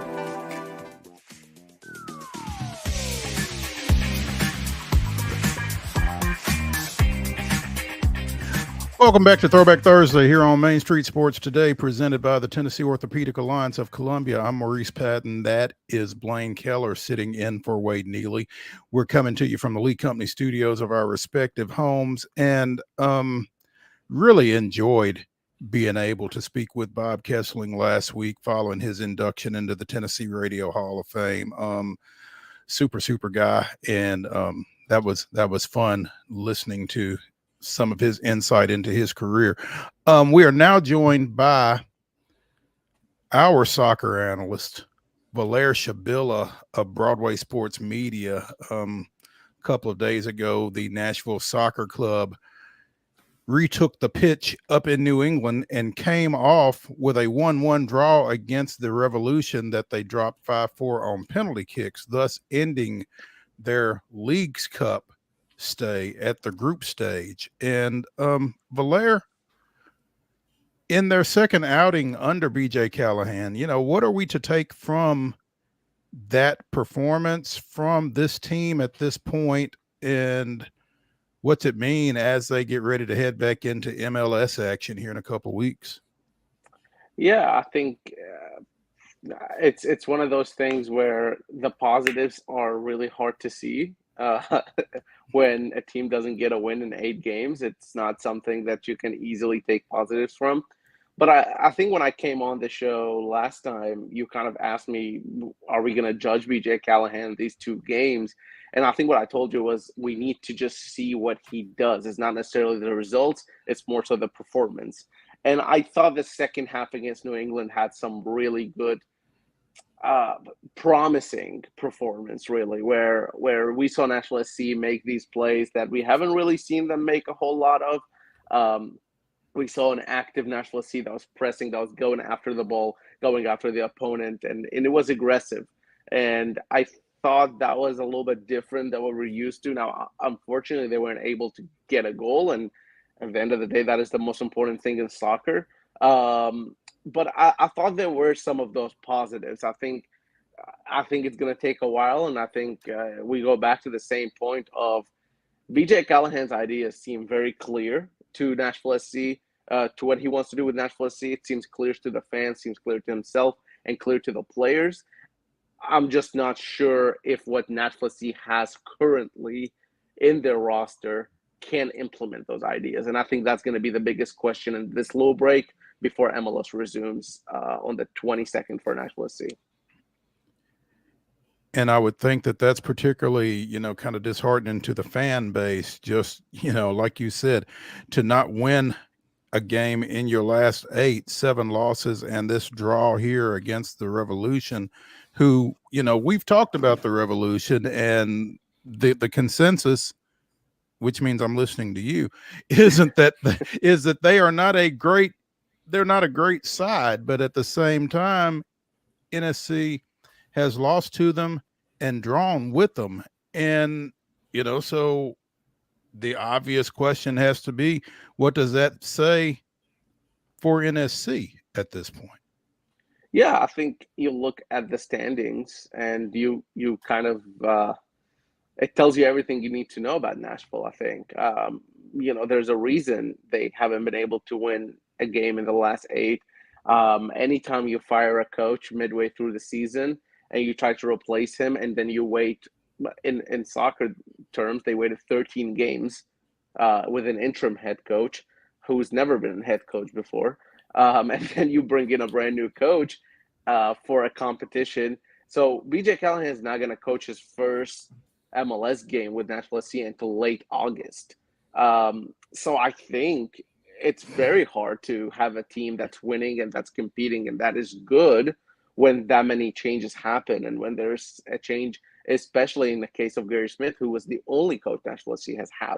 So going from what you know every day for the last 7 years to a brand new idea, then to another brand new idea, it's hard. And I think that no matter how good you think you've built the squad, they're going to take a hit. And parts of it has to do maybe with players falling out of favor. Parts of it has to do with players getting older. And parts of it has to do with just adapting to change and adapting to a new mentality, a new coach. Nashville SC have been talking about this 2.0, Nashville SC 2.0 situation, and that's what they want to go into. Well, it's really hard to go to 2.0 in the middle of the season and expect to still have a good season. I mean, it just doesn't happen. We've seen it in every single sport. I think the only thing sort of maybe they're holding on to is that they're 2 points away from the play-in spots, which is the 8th and 9th place teams in the Eastern Conference. That doesn't seem like it's impossible for Nashville to make. I don't know how much that will buy in with the fans, in making that game and losing that game, or advancing to the first round of the playoffs. Again, it's going to be a little difficult to convince fans that that is success. However, considering everything, considering the changes, and considering they move to this National SC 2.0 halfway through the season, that might be the best they can do. So there's still a road here for them to hit that 2.0 that Nashville SC is kind of discussed. In your mind, what does that roadmap look like? Is there a target date that maybe you think in Coach Callahan's tenure that they should be up to speed, up to par with the rest of the league?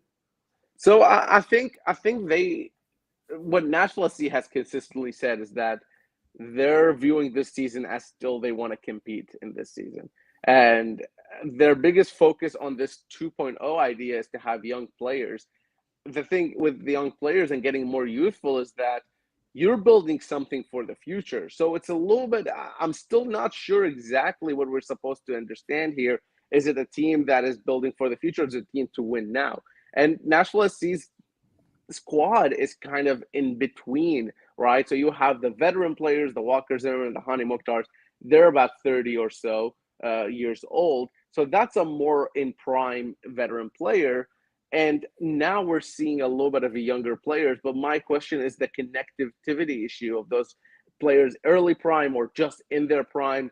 How are they going to obtain that? The idea is BJ Callahan is going to develop those younger players, or 24-year-olds and 22-year-olds, into those players, right? And I think that process in itself is going to take some time. I think coming in without a preseason, without a time to kind of implement his ideas is also another thing. So to answer your question, I don't know if there's a fair sort of timetable we can say exactly by that period. I would say, however, if we don't start seeing improvements at the beginning of next season, with this period right now, with a preseason, with 2 transfer windows under BJ Callahan, if we don't start seeing a better Nashville SC, a more developed, more focus on younger kids and developing those younger kids, Nashville SC, by the beginning of next season, I think some worrying signs, and some people will be worried, and fairly so. I think anytime before next season, it's a little too early for me to be worried or to hit that panic button. Mm-hmm.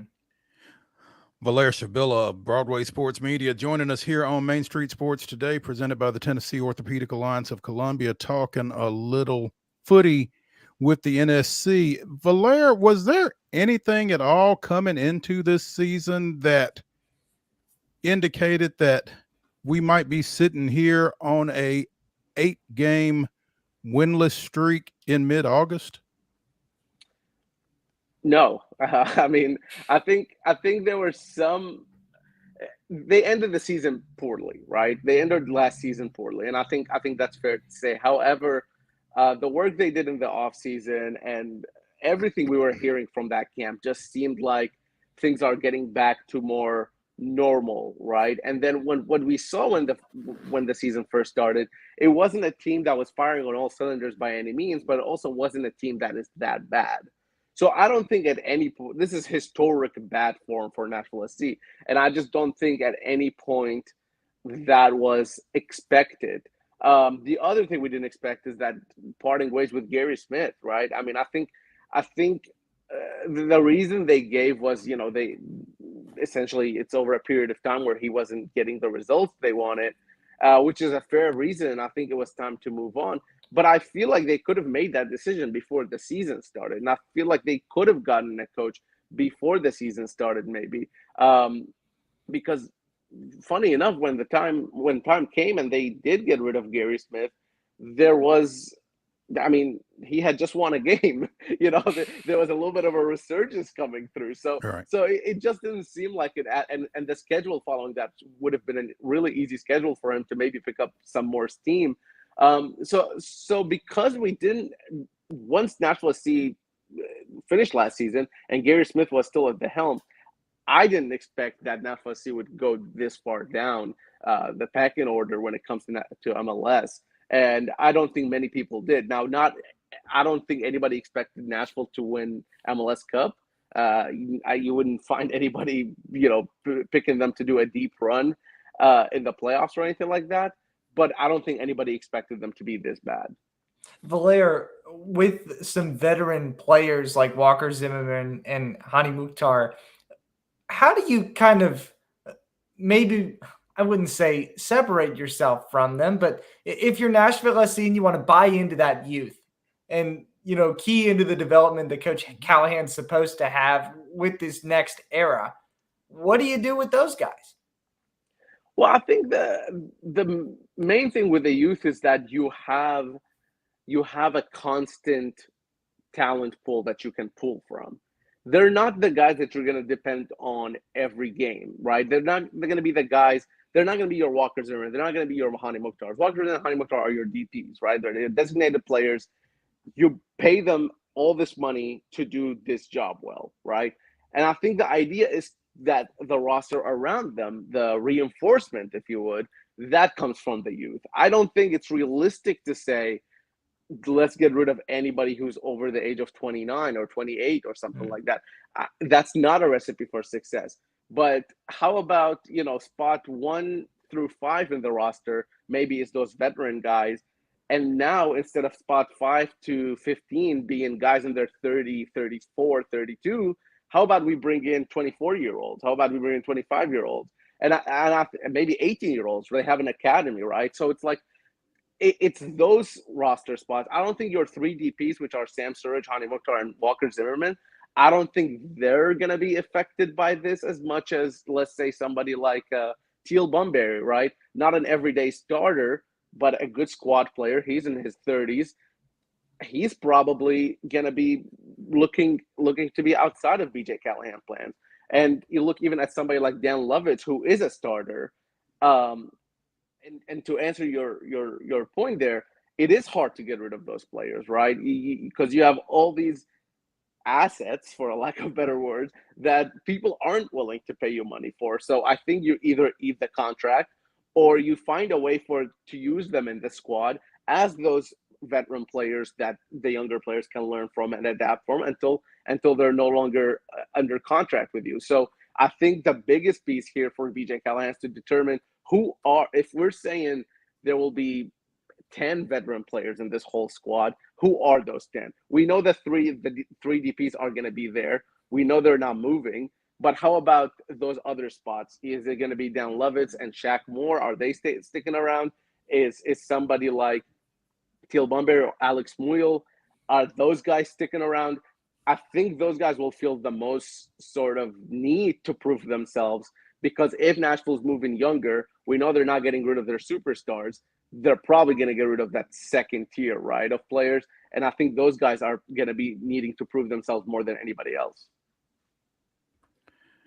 Valair SHABILLA of Broadway Sports Media joining us here on Main Street Sports today, talking a little Nashville Soccer Club as they come off of a 1-1 draw against the New England Revolution in their second group stage matchup of the League's Cup. And with the 5-4 loss on penalty kicks, they are done in League's Cup. And Valair, I don't know. I think that part of the disappointment might be just the way that they caught fire in the League's Cup last year, and for them to go 2-0 this year is just, I guess it's kind of reflective of the way the season has gone. But at the same time, you kind of felt like maybe this would be an opportunity for them to kind of get right and get into the rest of the MLS season.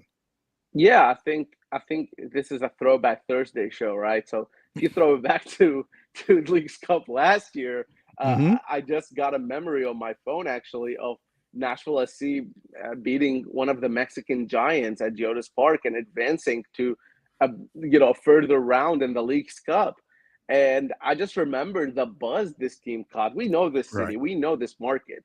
This market loves a playoffs run. This market loves a cup run.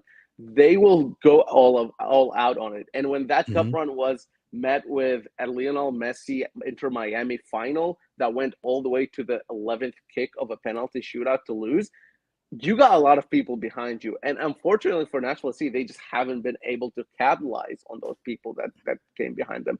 And I not from a marketing standpoint or anything like that, more so just on the pitch. Winning is what solves all. Winning is what makes teams have fans. You win, you have more fans. That's just how it is.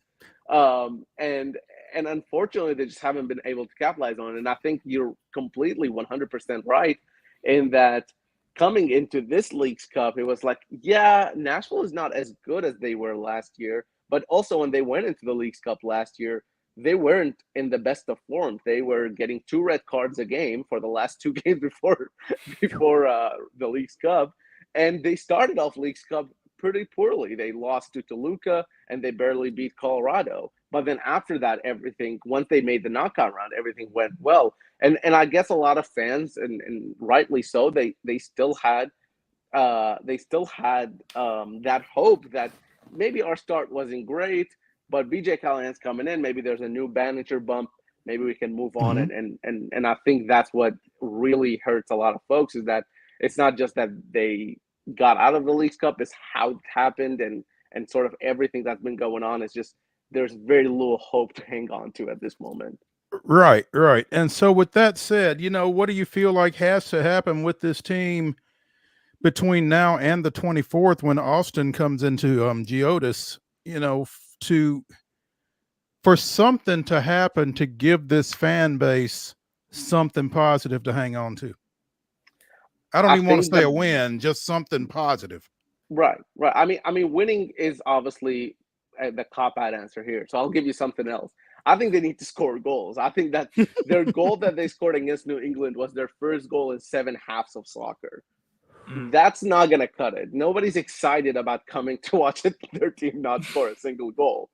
Whether they win or lose, they just got to score goals. I think when you hear BJ Callahan talk, he's saying all the right things. He's hitting all the right points. So we want to be aggressive. We want to do something with the ball, and we want to go out there and press the attacking the other team and do our best there.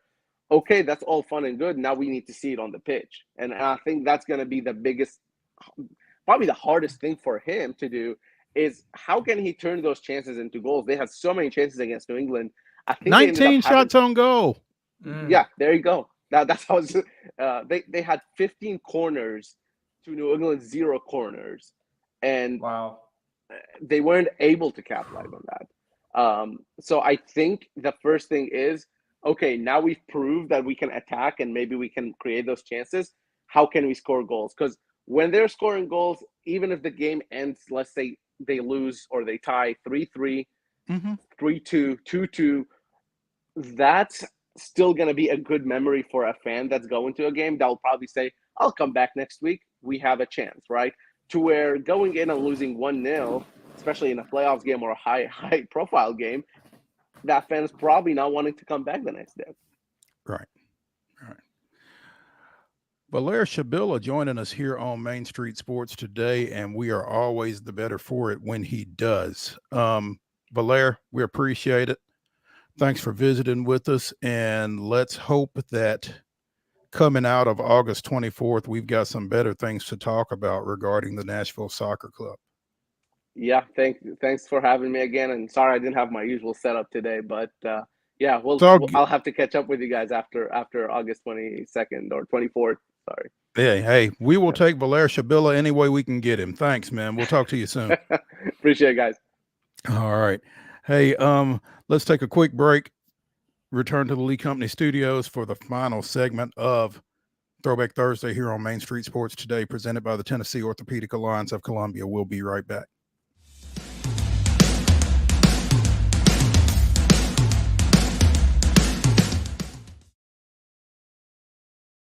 He shoots, and he scores!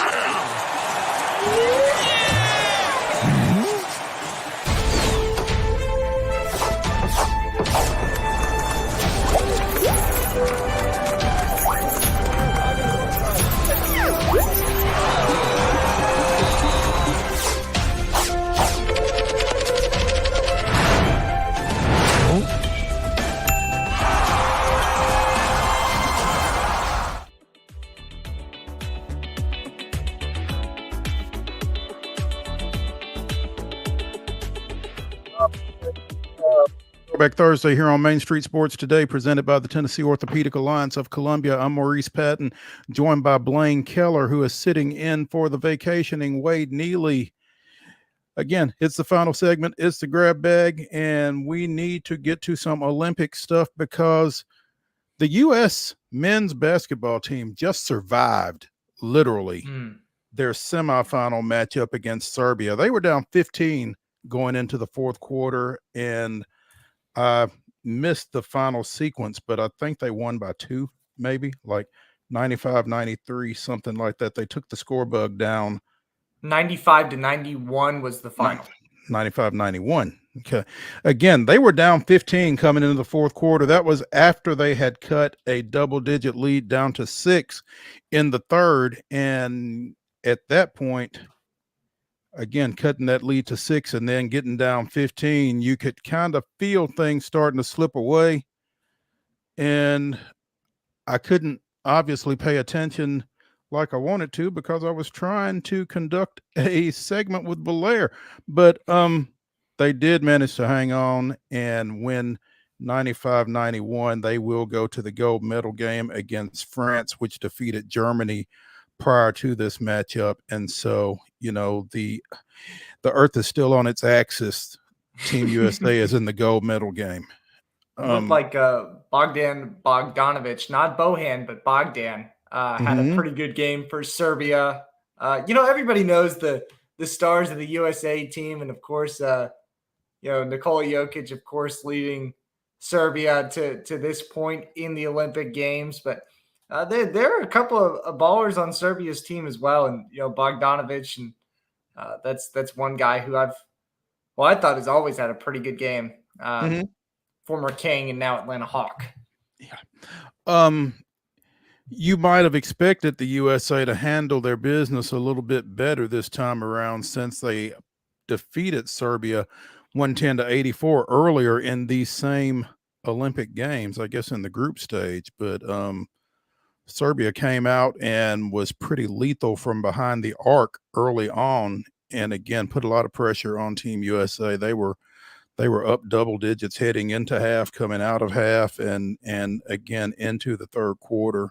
And I'll be interested to go back and look at this again and see what it was that they were able to do to, I wouldn't say get things under control, but to get out with a victory and get into the gold medal game. Because, I mean, when we go back to pre-Paris, you know, there were some questions about this team coming off that South Sudan game and what was it? The Germany game, I guess it was, that they won by 4 prior to Paris. And they seemed to right themselves once they got there, but Serbia gave them everything they wanted. And, you know, I would kind of expect this France team to do the same thing.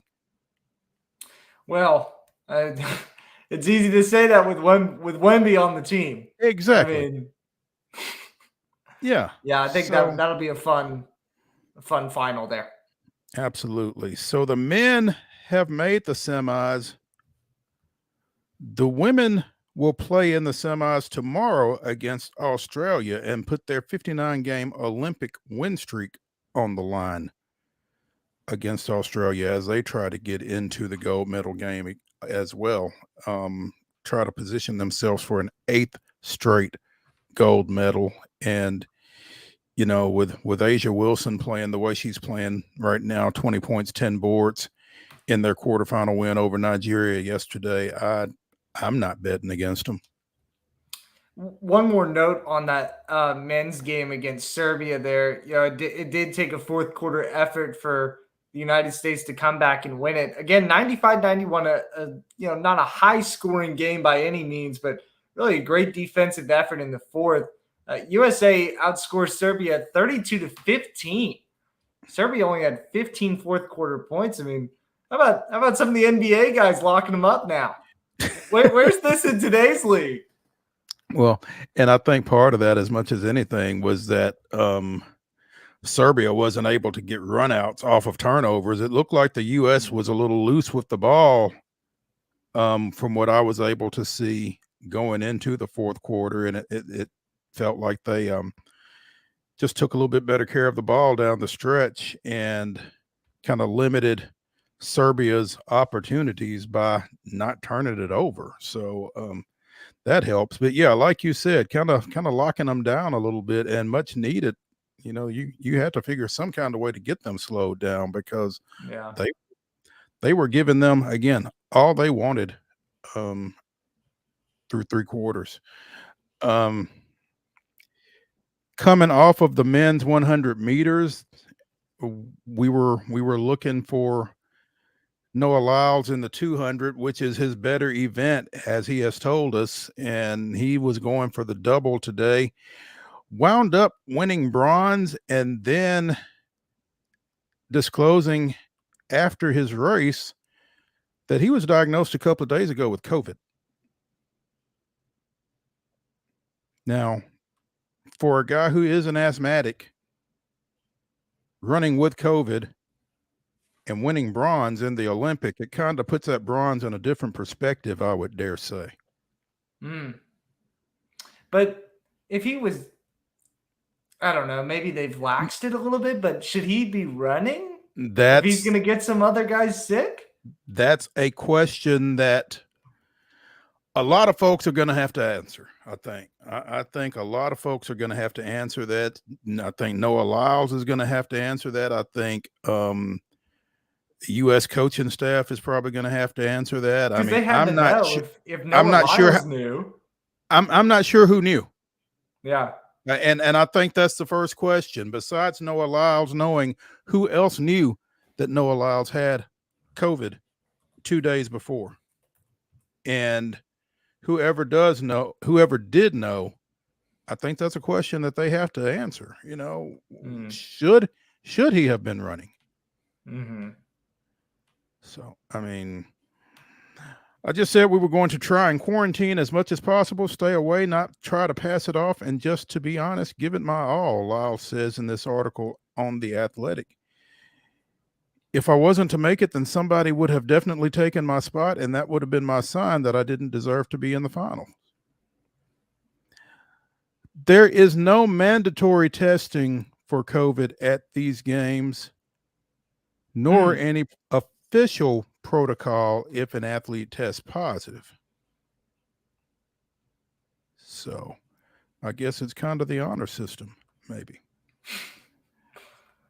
Wow. I'm honestly shocked that that's the protocol, that there isn't really a protocol.